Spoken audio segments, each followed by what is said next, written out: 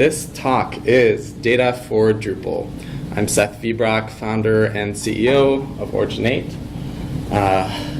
My background is as a Drupal developer, but before that I was studying biopsychology and working in an EEG lab, studying consciousness, various things like that, degree in economics.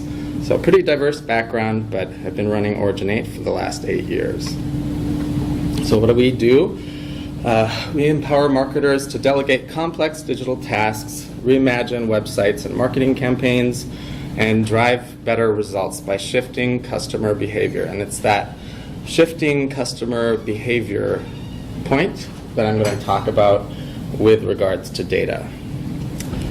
These are some of our folks here. We've got Brian and Andy right there. Hi. And some of our clients, a lot of higher ed, business, a few nonprofits.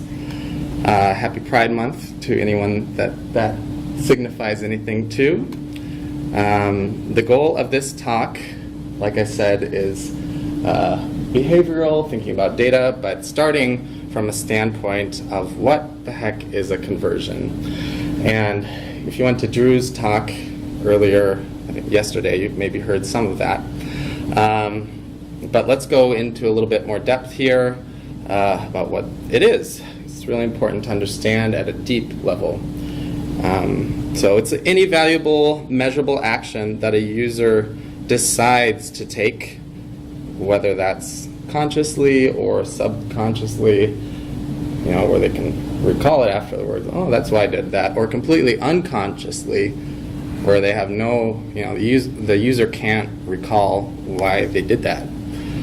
It's just so lower level that they can't even recall. So any valuable, measurable action that a user decides to take in a digital ecosystem. So why do we care about these things? As a developer, they mean that what you put out there into the world is actually working for your client's business, organization, institution, whatever it is. Can look really pretty, but sometimes pretty doesn't even work. As a marketer, when you improve these conversions, you get better job security and you look great to your boss. As marketers live in goals, and a lot of, since these things power their business, conversions make them look great to their boss. So this is a topic that people are starting to talk about in the Drupal community.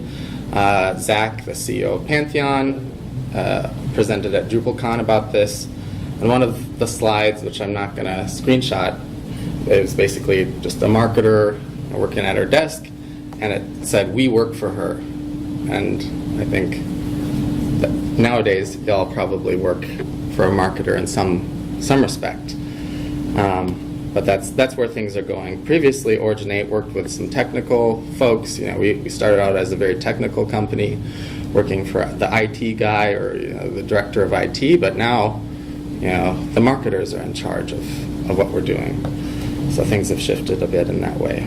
And so sometimes as a developer, you can even help marketers get better job security and look great to their boss by advocating for better data practices. So let's help each other out. Put differently, a conversion is a measurable result of a decision made in a digital ecosystem. More simply, a conversion is a measurable decision. So clicking on a button or filling out that contact form, both are actions that result from a decision. Some are conscious, some are subconscious, some are unconscious.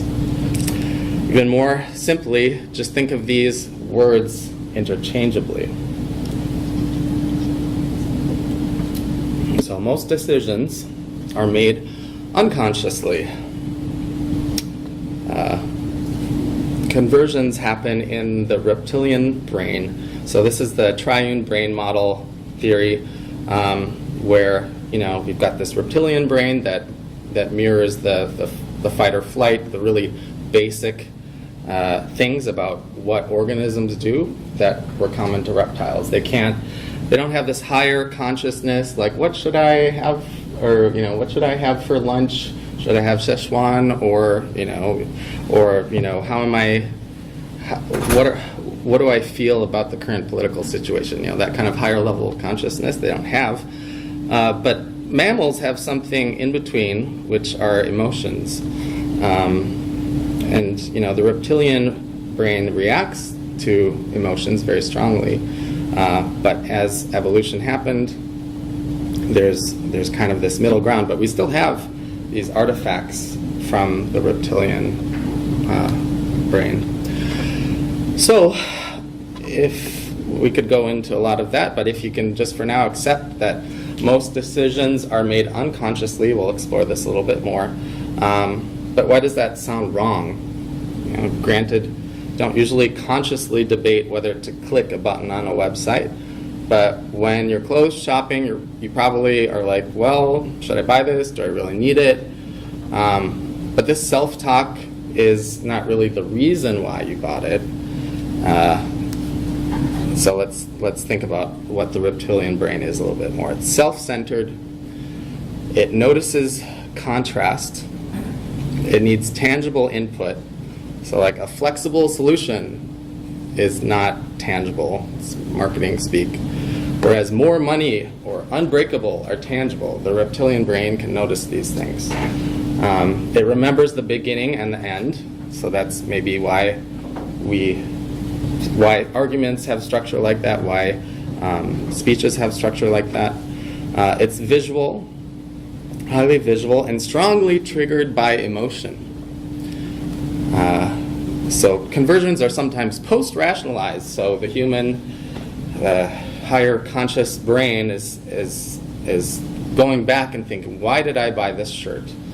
And you can post-rationalize some of that. If someone asked you, you might be able to come up with some words and language which live up here in the human brain. But there's we'll get into what maybe was actually underlying that self-talk, that post-rationalization. Oftentimes there are deeper things about why you bought that shirt that you're not even thinking about. In this famous book, Neuromarketing book, one of their theories that they posit is that your ability to sell something, which is what a lot of websites do, right? They sell the contact us form, that's kind of like a sale, or they sell products, they sell you on your brand, whatever it is. The formula for your probability of selling is taking your pain times your claim times your gain, and then when you sell to the reptilian brain, that is an exponentially powerful figure. So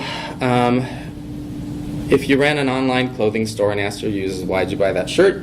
You'd probably get something like, the price was right, it will look great on me, right? But the actual unconscious reasons are the brand's claim contrast with other brands and told an emotional story that resonated with me. And someone never would say this, but this is part of the reasoning. It will make me a better person. I value an elite status in society. The shirt is touted as durable. It looks intrinsically sexy. It'll make me more sexy, whatever it is. First and last impressions of the buying experience itself were great. Think of Amazon, just killing it. I feel as though I don't have enough nice-looking shirts.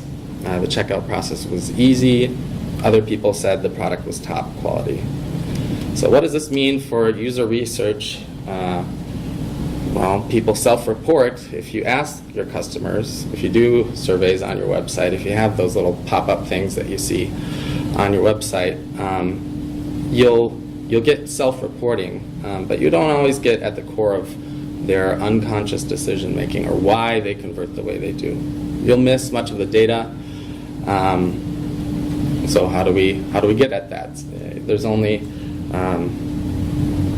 only so much we can do. So we don't get at the core limbic emotional and reptilian instinctual traits that underpin a person's decision making. So this limbic map is kind of a tool to think about some of the core things that might influence a person's buying decision or decision to fill out the contact form or to scroll down your homepage, whatever it is, something like trust. If trust is important to this person and they see testimonials from someone that they recognize or someone that looks reputable, if the testimonial has a picture by it, that's another thing that can really drive this individual factor for them, to make them connect, relate, and to motivate them to take action or convert in whatever way.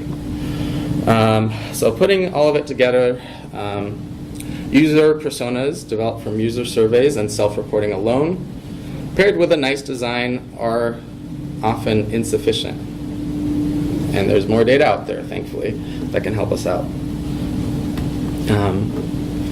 So copy itself, the way you talk about yourself, the copy that your client often puts on the website, is often more powerful than design and driving conversions. And that's, there's a certain factor where if you have a nice design that is very, that's important. If you have a really terrible design, that can be exponentially detrimental. But, thinking about what's the average impact on a conversion, words and behavior, are the most important thing. Less friction, making the user experience good, and easy for the user, that's important. But this actual design, like if you've got a website and you say, let's refresh the home page, you don't think about this other data, these other things, you often end up with the same result. Same behaviors, the customers are reacting to the design the same way. So let's just take an example here. I've done a lot of foundational stuff. Let's get into the nitty-gritty. What design do you think got more people to buy renter's insurance? And these are in foreign languages, so you can't read, which is good. Just look at the design. So there's this one. And then there's number 2. So number 1, number 2. Raise your hand if you think number 1. Raise your hand. How about, let's do this. Put your hand in the air with either a number 1 or a number 2. 2, 2, 1, 2, 2, 2, 2, 2. Okay, well, maybe this is number 2. I think I saw mostly 2s. I got 1, 1 over there. This variation actually performed best on all questions. A big banner isn't the solution.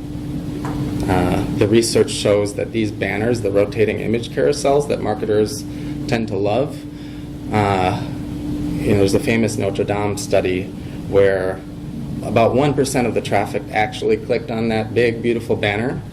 And then of the other banners in the carousel, there was just huge drop-off after the first one. And that's because of a phenomenon called banner blindness.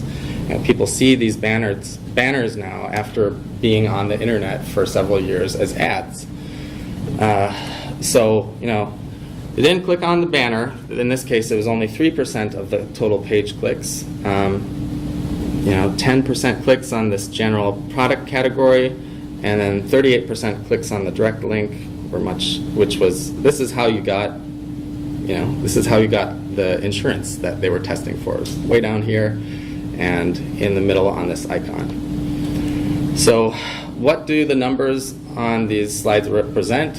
Why does one design do better than the other? It changed behavior. It changed behavior of a bunch of users and shifted an outcome for the business. So when we get the right data, we can oftentimes change customer behavior. Design alone is not a huge factor in that. So how does behavior change? How do conversions and decisions change? This is a popular heuristic or tool for thinking about what makes someone convert or what makes someone come to a decision. And it's from MEC Labs, which is an institute that studies how people make decisions, how appropriate. So this isn't an exact formula, again, just a tool. The probability of a conversion is 4 times the motivation of the user. which is something you can't control. You can't make someone more motivated, but you can align the experience and the copy and the design and everything to their motivations when arriving at the website or landing page, whatever it is. And so the next thing is the clarity of the value proposition. And this is the most powerful thing, once you've got a website and it's all designed and aligned, it's the most powerful thing that you can change quite readily. So the value proposition is the what's in it for me. What do you do? How is it different from your competitors, and why should I care? So what? Why should I care is a great punch-up technique for any kind of copy on your website or your client's website, whatever it is. Helping people think about this is a great thing, because copy in and of itself is a sort of data, I think. And then the next powerful thing is the incentive to take action. So you have this contact form. Why should I contact you? Do you have, if you're an agency, do you have testimonials saying that you do good work? Do the testimonials have pictures by them? Because that tends, the research shows that tends to drive conversions. Do you have a bug in Chrome? And that's to a developer. If you're working with a technical audience, that's not just friction. It's impeding your incentive to take action.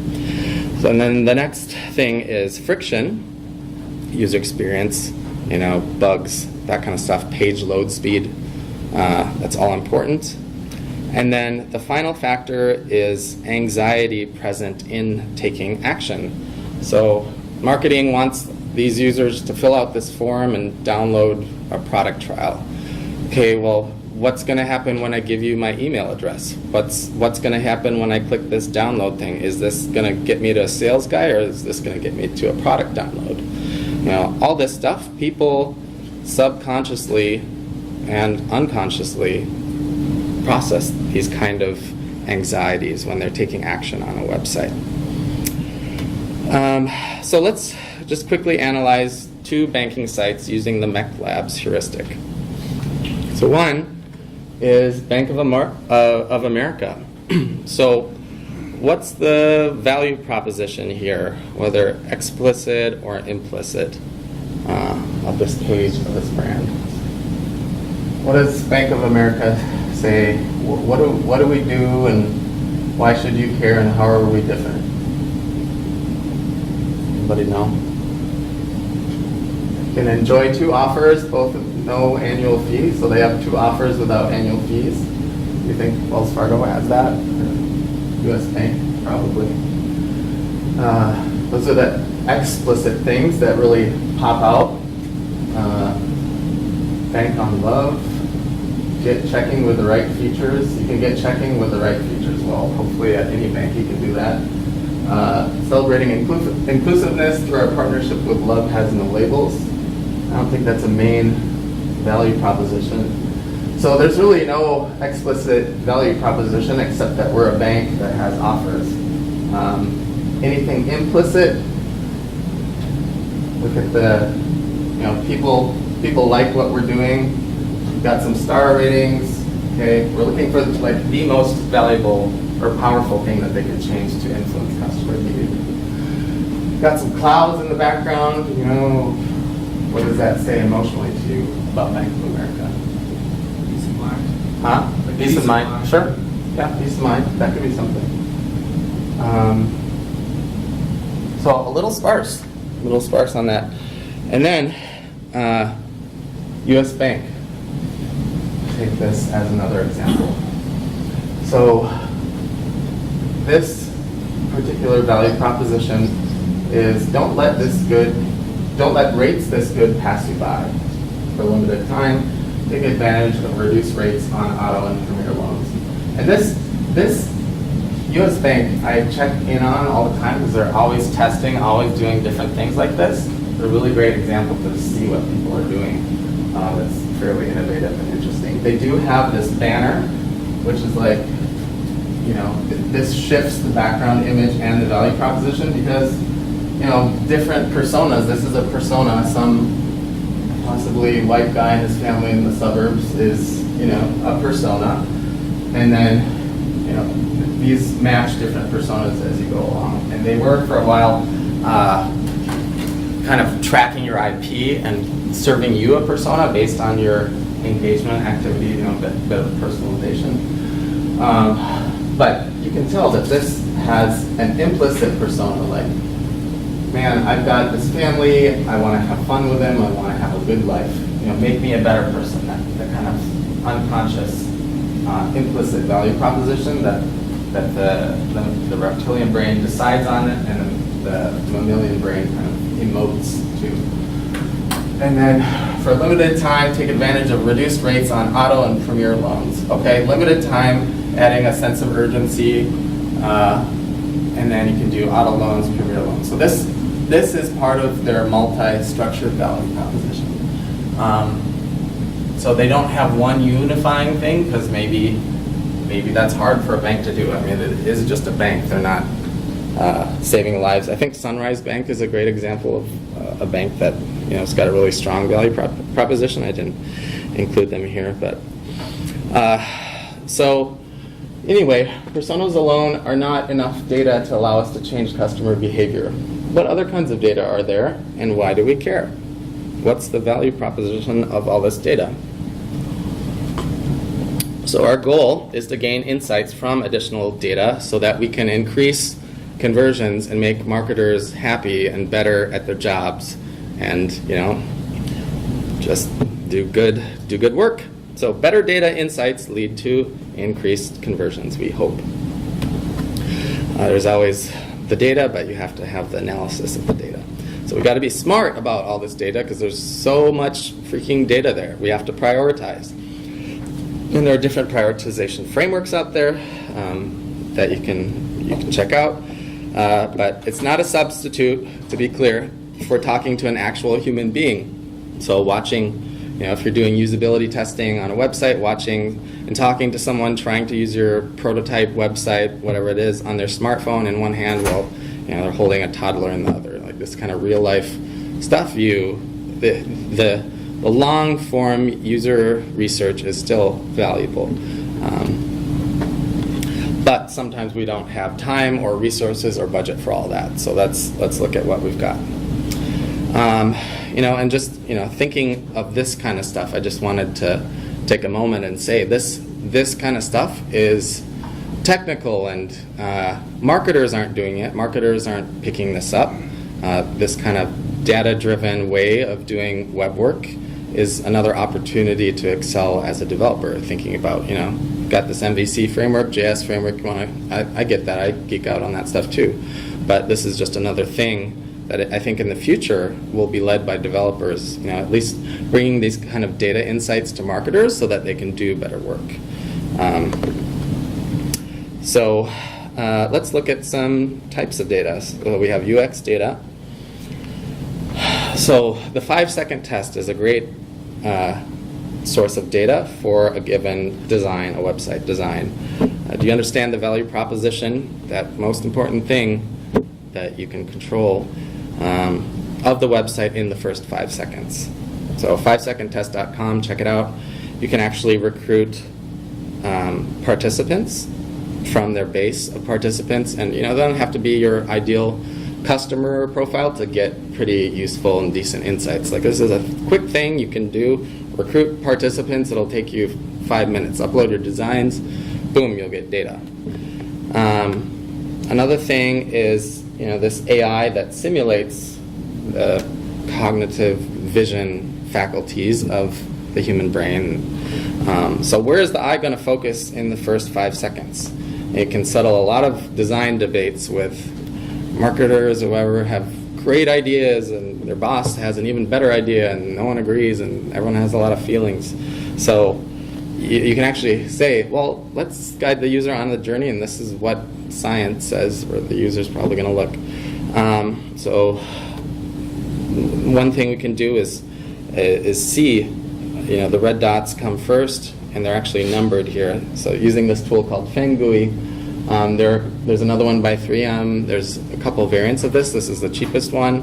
So it's very accessible for anyone to use, quite cheap, and does good work. So where's the eye going to go first?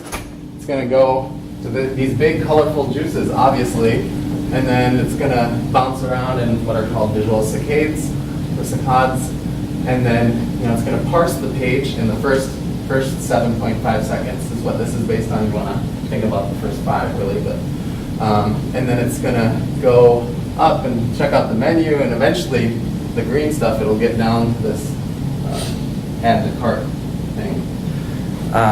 So that's one way, and then just this opacity map. You can see what the eye is going to focus on in the first 5 to 7 seconds. It's going to focus visually on the juices, and this logo up here, if you had a value proposition somewhere down here, it's going to be missed, and you don't want that. You want focus on this powerful value proposition.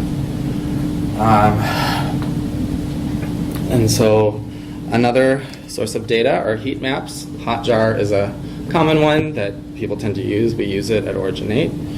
Just seeing where people are clicking. This is an example from an older version of our website.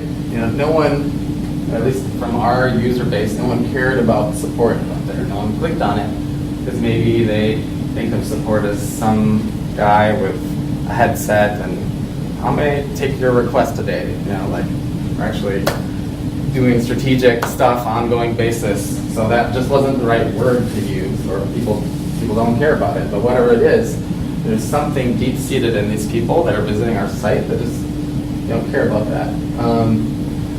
And then you can see, like, okay, this is 3.28 clicks of all visitors on the website. That's important. They care about our team more than our mission, or at least initially, and more than our clients too. So that's another source of data, Hotjar, check it out. Another source is also on Hotjar, our scroll maps. So this is one of our clients' help systems, and we saw this. Usually you like to see kind of a rainbow pattern where gradually people are scrolling down, but it gradually drops off. But what the heck is happening here? There's this huge abandonment in scrolling right in this region, and especially here. So this is really company-focused copy. So software solutions for your organizational needs. Great, I can click on product, stop selling to me. I can click on products and solutions up here and just get this freaking content way faster. So we saw that people were just clicking on the menu and like, stop, blah, blah, blah, blah, yeah. You sell stuff, I get it. I want something specific. So, that's valuable information, and this design, this beautiful design is not performing, is not converting optimally just yet. Another version of that is Crazy Egg, which instead of showing you drop off gradually, will show you when, okay, people are scrolling, but then they kind of stop here. This red activity is higher than the green activity. You can see there's a bit of red here. So they stop scrolling and they're like, oh, okay, let's check out Originate's clients. That's kind of interesting. And that's important information to know when you're prioritizing content on a homepage, on a landing page, whatever it is. And then you can do this kind of form drop-off analysis. Check out, does someone really hate entering their phone number? Do you have a phone number required on your contact form? Well, do you really need that? I'm sure the sales team wants that, but what if it's insanely impacting your conversions on that form? That might be some information to tell the sales team to maybe settle down a little bit. Or just given the complexity of the form, whatever it is that's causing people to drop off at any given field, any given step. Funnel analysis, you're thinking about the journey to checkout. Maybe there's something about your cart page that is really confusing that you talk to users, they're like, yeah, I can check out, whatever it is. But this kind of data would show you that, well, there's something on our cart page that we don't understand. It's maybe subconscious. It's maybe only apparent in Firefox, but you haven't tested in Firefox, or whatever it is. This kind of data can help with that. And then There's user session recordings. So you don't have to go to a usability lab to get some decent insight about what users are doing on your website. Granted, I'm not giving them a clear task and getting the audio recording. There are websites for that to do it remotely. But here you can see, you can detect areas of hesitation with the mouse and just see the journeys that users are taking, and you can often uncover usability issues or areas of friction, hesitation, using these user session recordings. And again, that's all on Hotjar. So I encourage you to check it out, play with it.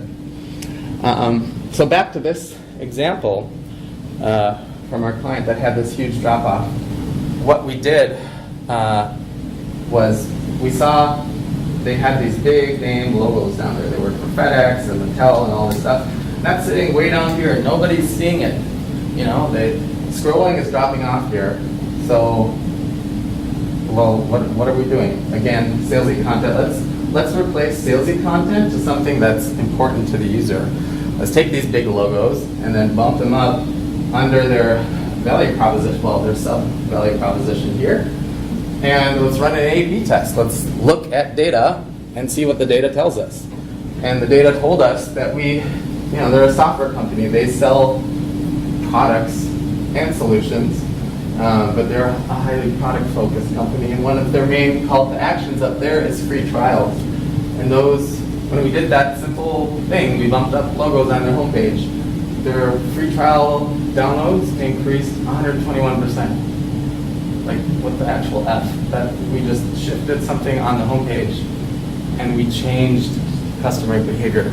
So this stuff is really powerful, and so many marketers still have this mindset like, oh, it looks pretty, we got the slider on it. What is it doing? Is there an opportunity to change customer behavior? Another great resource to check out is Full Story. It's got some it'll do things like tell you rage clicks, like when someone is clicking on something like, why isn't this working? It'll help identify that and other cute things like that. So personas, data-driven personas. We often do this with talking to people and blah, blah, blah. Sometimes we don't have time or budget to do that. Sometimes we'll build these personas based on stereotype, which is based on your own experience, your own mind. Other times we'll base it on some amount of data, but the more data we can get, and if it's representative, then we're building archetypes rather than stereotypes, which is definitely better. Stereotypes often miss these core limbic, emotional, unconscious factors that determine decision-making and behaviors. Archetypes help us get closer. So maybe I'm a CEO and you're trying to sell to CEOs, and they love power and they love to be elite and they love status and they want to be famous. I'm not that kind of CEO, but anyway,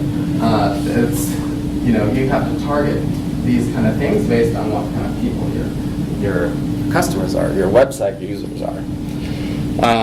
So traditional personas are qualitative and slow, which again can be great, but you don't always have time or budget for this. So traditional personas seek to maximize quality and accuracy, but for fast-paced teams, sometimes they just don't cut it.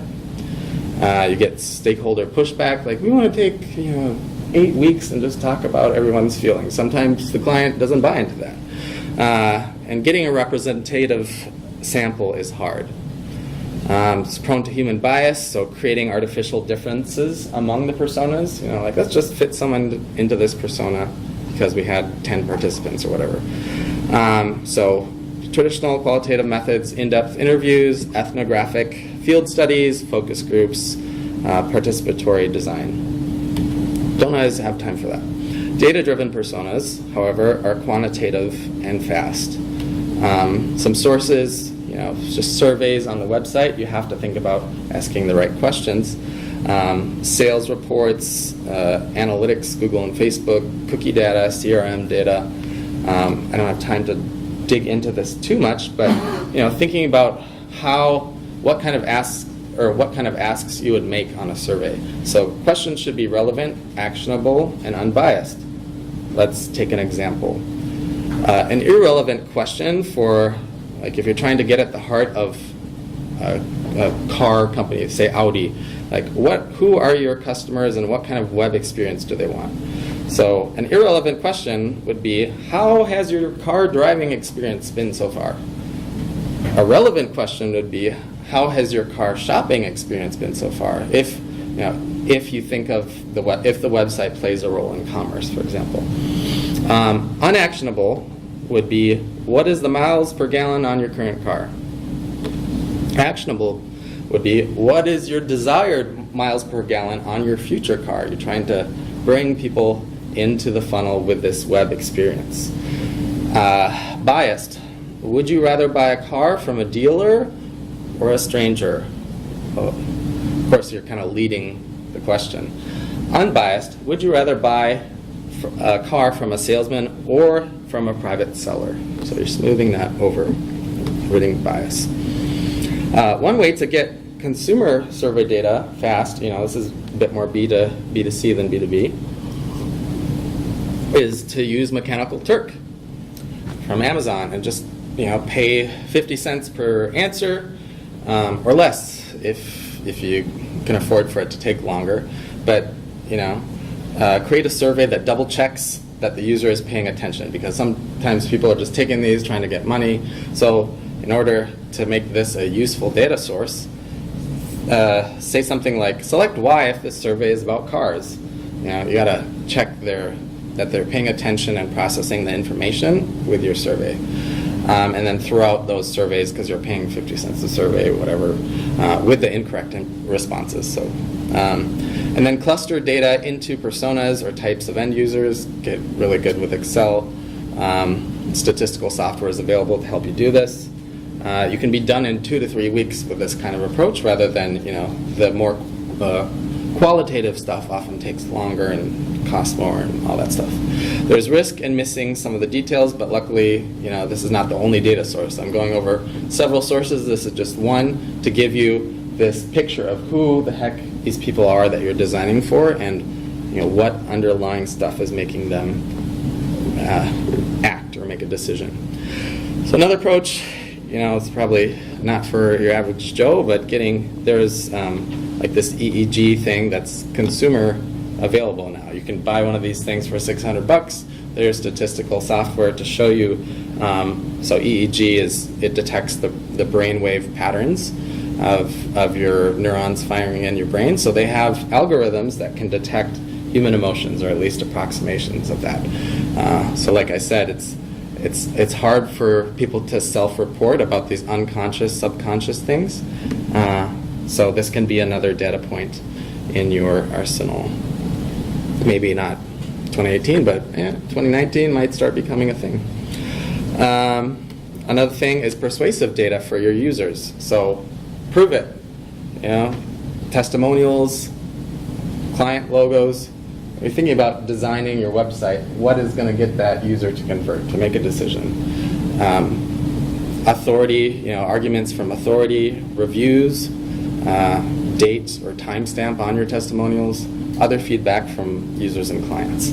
So social proof is a thing to maybe Google, read up on. If you can help people think through this stuff when you're prototyping designs, it's always helpful. Oh, I already kind of went through this. This is the example with the logos bumped up. And these are the, 128% improvement. So that's that.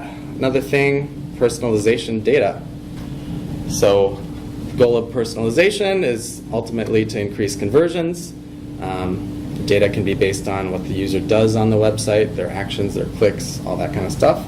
Where the user's coming from, browser, prefer, country, whether IP address or an IP address database.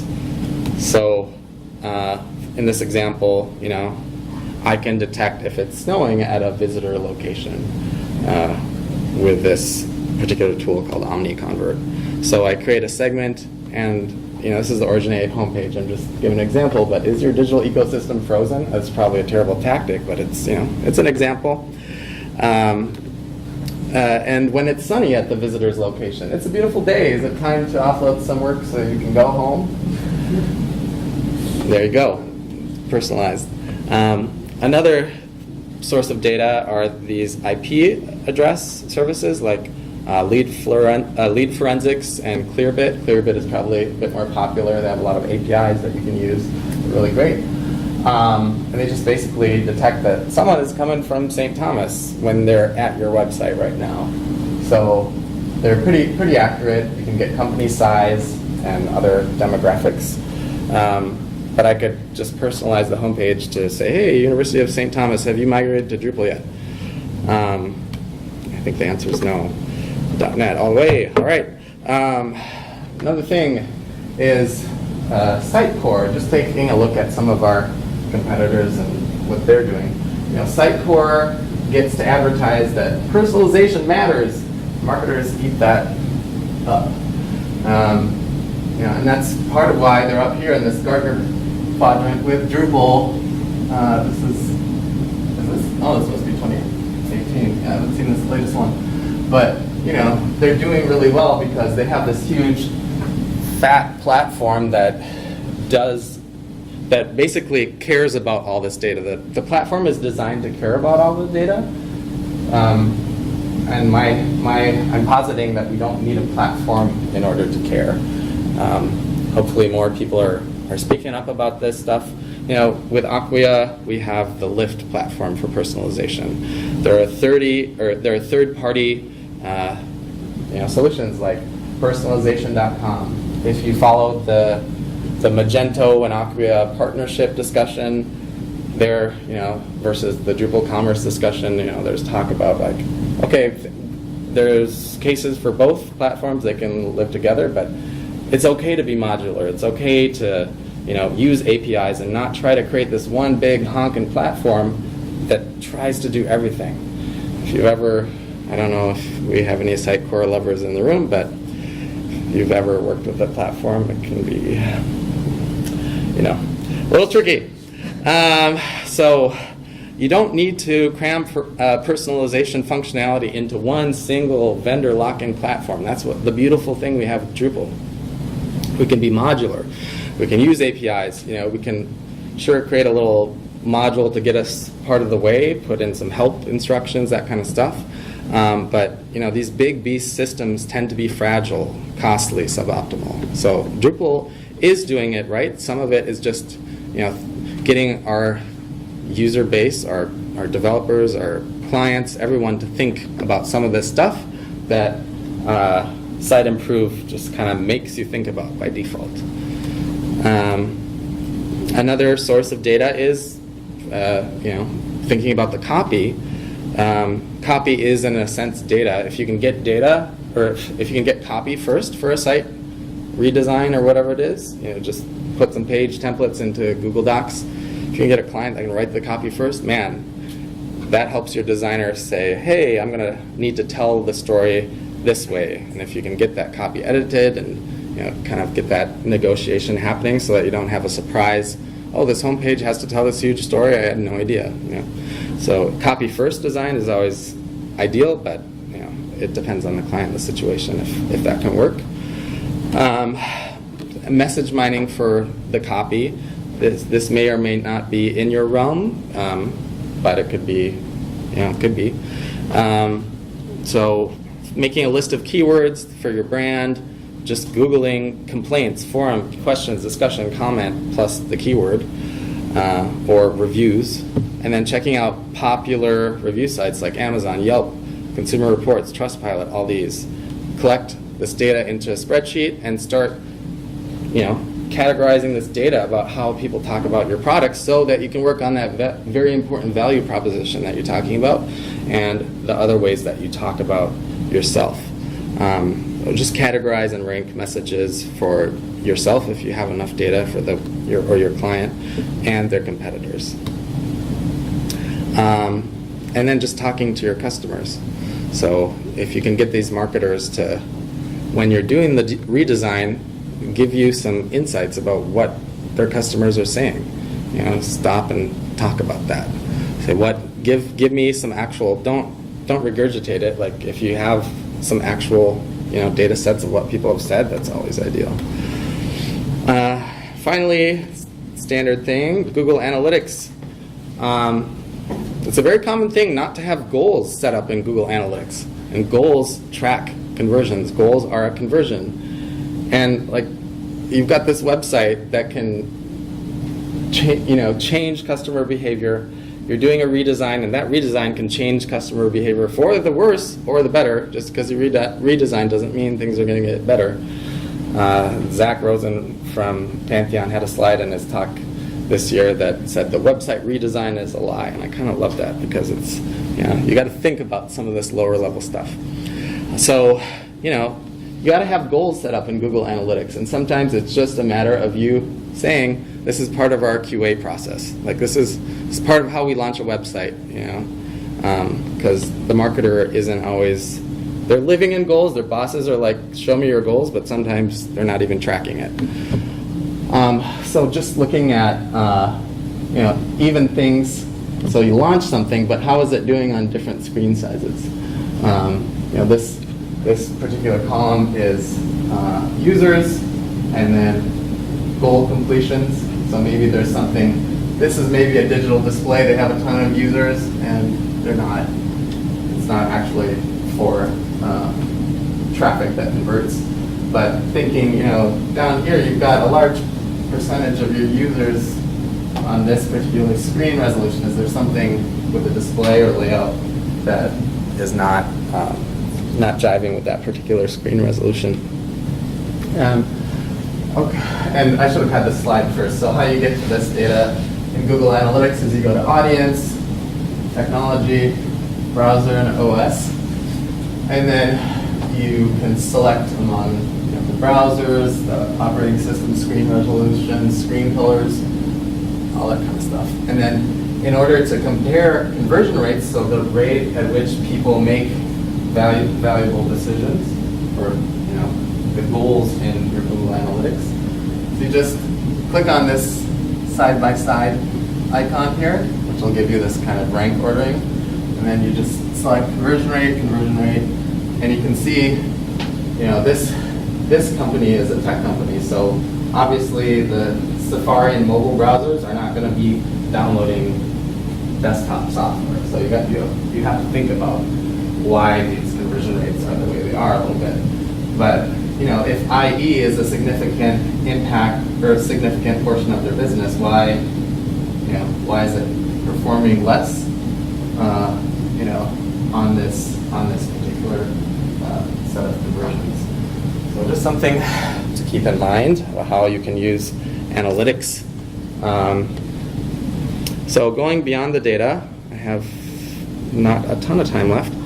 So you have data about what really makes your user base or target customers tick, or as much as you're going to get. So now what? Emotionally focused website experiences convert 3 to 4 times better. So this effect, you got this data, gets kind of to their core emotional drivers, how they make decisions. But if you can make all the pieces of the website, the web page match, if the background image instills trust and your value proposition instills trust and you're trying to really hone in on that, and you've got the testimonials that back that up, you're really, everything just works together, then you've got this resonant or kind of powerful experience that can really impact behavior. So let's look at some examples. Oops, can I click on these? I'm going to have to go like this. Go to page. So this just happened to be an example I saw a couple days ago, so I threw it in presentation. But this is the main value proposition of the Carlson School of Management: business as a force for good. But what about this video shows you that it's a force for good? Maybe I missed something, but is there anything? Or is it just a video of kind of company-centric? This is a user-centric message, like, I can go here and do good in the world. And then this video is like, all about us, Carlson School. Yeah. Pointing to South America. Yeah, I did. That was the only thing that I was like, maybe this particular thing, but it wasn't super clear. Like, are you doing something good on that iPad? Maybe. But good catch on that. But I think it could be better. An example. Come on. An example here that maybe does a little bit better is this Saya.org. They're building a strong solar industry to power America. Well, okay, so there's solar. They're building an industry, like look at all those things, and they're literally building with this drill. So all of these words are comprised except for America. I don't get a ton of America. I mean, it doesn't look like a Japanese house, I guess, but that would be the only thing I could say to really solidify the resonance of that value proposition. If the theme America is really important to who they are and what they do. Another example is charity water, which I think does great. 100% of your money brings clean water to people in need. You can transform lives for families around the world. Every single penny will help bring clean water to communities in need. Well, so 100% of your money, here's the call to action for that, brings clean water to people in need, like this person here, and it makes this person happy. You can kind of, assume that maybe they're in an environment where they have need. This water is bringing happiness to this child. People love children. Your mirror neurons, get your empathy going, and like, oh, I could really, this would be a really great thing to do. So that's an example of, I think, really good resonance. And then also, on the homepage or whatever important page, you've got a main call to action. This one that tells the user, this is the main thing I want to do, or I want you to do, or this is the main thing that you can do. That stands out visually and would probably show up in those visual cognitive tests as the thing that stands out visually. In this, I was looking at energy resource teams. This is one in Minnesota that Minnesotans building a clean energy future. Learn more. They're actually looking to do a redesign, but these are Minnesotans here, which is great. They're very familial, community-based organization, building a clean energy future. That is solar panels in the background. It's a little hard to see. So, maybe we could do a little bit better, but there are obviously other things on the page that are. This is an example where design can decrease conversions because it's just so noisy and the aesthetic is not right. And take that previous example compared to this one, Rocky Mountain Institute, similar. Transforms global energy use to create a clean, prosperous, and secure low-carbon future. So Rocky Mountain, this looks like the Rocky Mountains. They're transforming global energy use to create a clean, prosperous, and secure low-carbon future. Well, if you value beautiful landscapes like this, that's going to attract you to be like, yeah, I want this to be around 100 years from now. It's gorgeous, and this screen doesn't really do a great job of showing all the details of the image, but that's the idea behind it. And then it has this nice little thing. This is maybe off topic a little bit, but it cues the user to scroll and see the rest of their story, which sometimes users just don't do. So I think I have 6 minutes for questions. Hopefully that's enough. Thank you for your time. And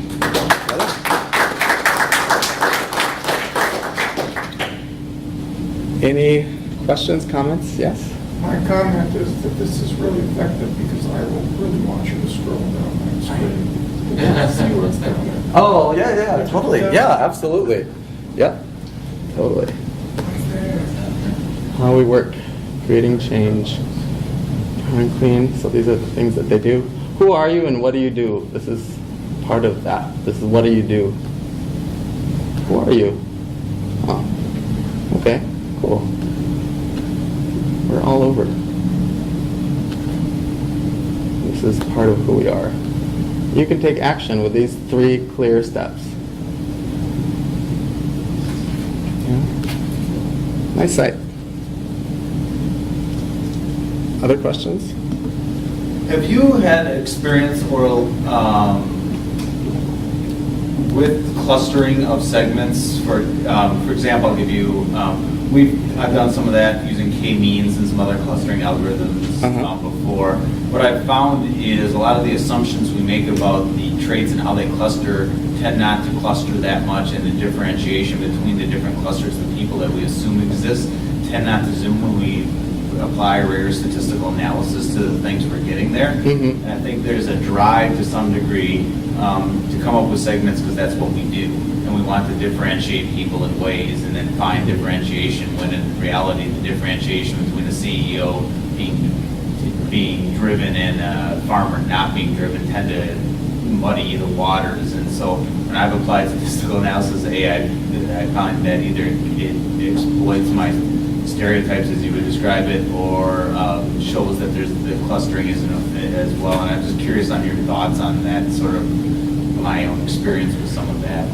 Do you know what framework you're using to identify the attributes and values of these people that you're segmenting them into? We're using our CRM and the data within the CRM, and then I'm using R, yeah. We've done later, but and then I use k-means and PCA, performance component analysis, as my 2 clustering algorithms and all of that. And so it's, maybe it is the data we have on, we have on our applications, maybe 30 attributes or so that we can decide what people did, what they're interested in, as well as demographic information. But maybe that just demands more questions or surveys or stuff like that. But that was the intent that I had noticed many data points as I was trying to gather. I was getting a variable clustering. I wasn't getting node clustering, but definitely not the differentiation we traditionally see when we cluster in a marketing sense. So Sure. I was curious on your feedback. Yeah, like if you Google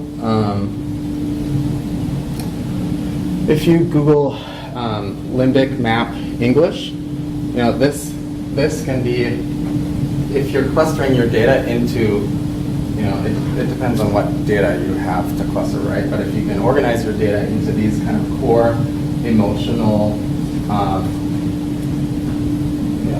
data points, you have to process it and then move it into these categories. But if you can limit yourself into something like this tends to be not too narrow and not too broad, because there are some, like psychological personality frameworks where you're trying to get people into one of these 100 data points. But this is,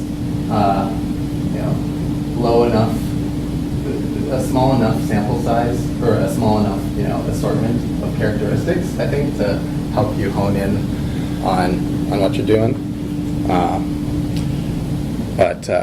It's hard to say. It depends on the questions you're asking and all that kind of stuff too. Other questions?